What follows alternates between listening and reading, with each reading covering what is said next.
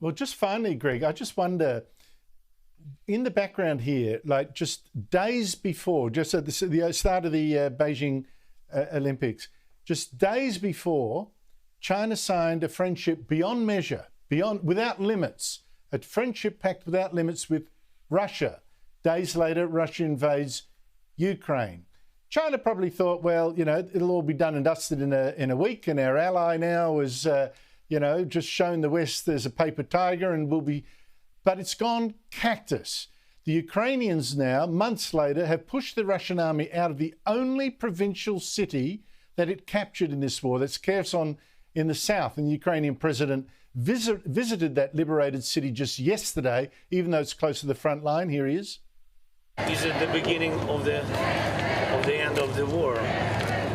It's a pity, but it's a long way, this war, to the best heroes of our country. Where is that war going, and what's China learned from it?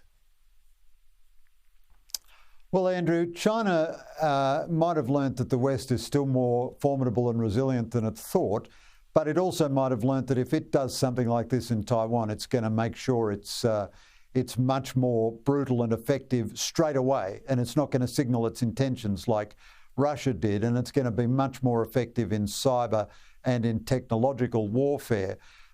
It's good that China said it's opposed any use of nuclear weapons. That's good. It's a pretty basic kind of thing to say, but it's good.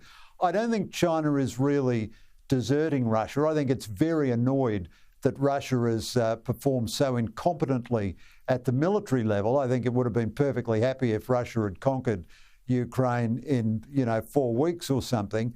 Where is the war going? The Ukrainians do have tremendous momentum and are pushing the Russians around and pushing them out.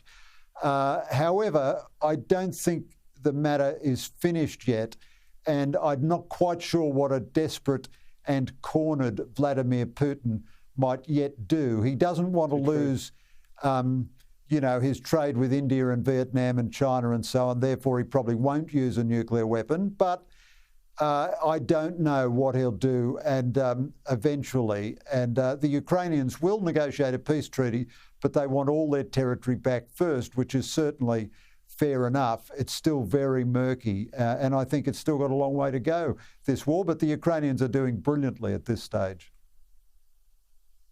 Absolutely correct. And let's not forget, with China and Russia, they have actually been, if not enemies, very, very wary friends for many years. And China won't be too upset if Russia turns out quite weak.